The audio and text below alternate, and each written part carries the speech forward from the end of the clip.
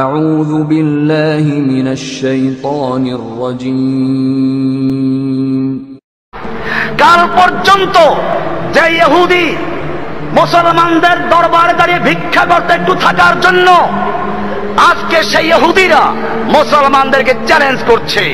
আপনারা জানেন এর কারণ একটাই, মুসলিমরা তাদের সেই কোরআন থেকে সরে গিয়েছে, ওহীর বাণী থেকে সরে গিয়েছে। আল্লাহর নবী সাল্লাল্লাহু আলাইহি ওয়াসাল্লাম মসজিদে নববীতে বসে যুদ্ধের জন্য নাম নিচ্ছিলেন। এই সময় একজন সাহাবায়ে কেরাম একজনের পর একজন দাঁড়িয়ে নাম লেখাচ্ছেন। একজন মহিলা নিজের দুধের সন্তানকে এনে পেশ করছেন, ইয়া রাসূলুল্লাহ, আমার এই দুধের শিশুটিকে আপনি জিহাদের জন্য কবুল করে নিন। আল্লাহর নবী বলেছিলেন, আমি তো যুদ্ধের জন্য নাম নিচ্ছি, বাচ্চাদের খেলার জন্য নাম নিচ্ছি না। তোমার এই বাচ্চা না তীর চালাতে পারবে, না তরবারি চালাতে পারবে, না ঘোড়ায় বসতে পারবে, না উঠে বসতে পারবে, না ঢাল ঘুরাতে পারবে। ওই মহিলা তখন বলেছিল, ইয়া রাসূলুল্লাহ, আমিও জানি আমার এই দুধের শিশু তীর চালাতে পারবে না, আমার এই দুধের শিশু তরবারি চালাতে পারবে না, আমার এই দুধের শিশু ঘোড়ায় বসতে পারবে না, আমার এই দুধের শিশু ঢাল ঘুরাতে পারবে না, কিন্তু আমি জানি এই আমার শিশু ঢাল হতেও তো পারবে।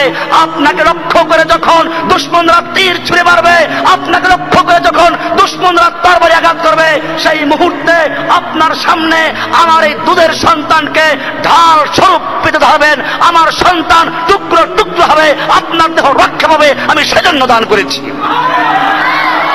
ভাইয়েরা আমার, এই মজলিসে তখন রোমের গোয়েন্দারাও ছিল।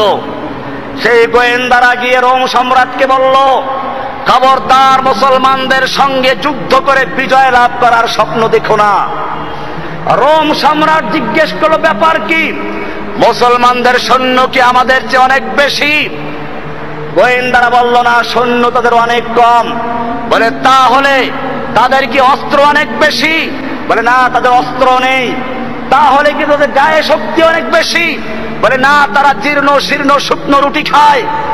তখন রোমের সম্রাট রাগ করে বলল, কেন আমাকে ভয় দেখাচ্ছ? আমার সাহস ভেঙে দিচ্ছ। অস্ত্র আমাদের বেশি, সৈনিক আমাদের বেশি, গায়ে শক্তি আমাদের বেশি, কেন আমাকে ভয় দেখাচ্ছ?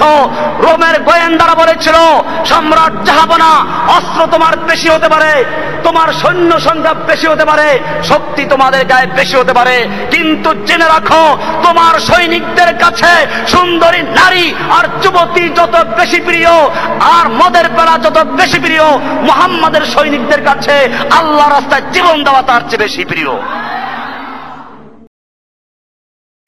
একটি ছেলে দাও না মা শহীদের দলে, তোমার মতোই লক্ষ মাঝ নির্যাতনের জালে।